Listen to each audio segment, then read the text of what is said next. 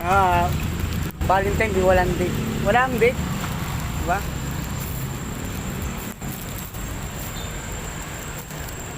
Hello! Good morning! Good morning! Ayaw.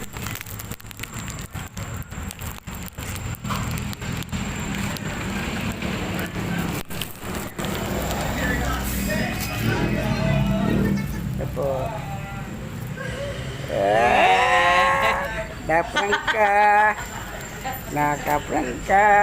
Parang ano ah.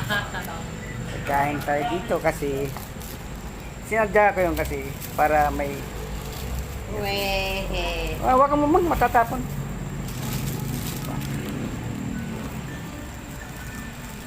Almusal na ako. Diba? Surprise talaga yan kasi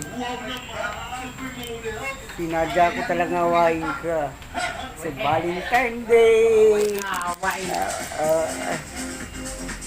Valentine Day. Ito kaya na-prank ko siya, kapag ko siya inaway. Pinalayas ko. Tanggapin mo nila aking offer. Ito naman. Pagkain lang ka dito. Oh, sige naman. C3 yan, oh man. Paborito mo. Walang wings. Hindi ko alam kung ano yun. Yeah, thank you, ma. Hindi ko kayang tisi na inaaway ang aking man. Na-prank ko siya, guys. Kapag doon ko siya pinatulog sa anak ko. Galit. Pinapalayas ko na raw, guys. Pero ito, prank lang niya para surprise siya. Prank! Walang straw. Nandiyan yan doon. Hindi na sa plastic, man. Hindi, inumin na lang natin yan. Guys,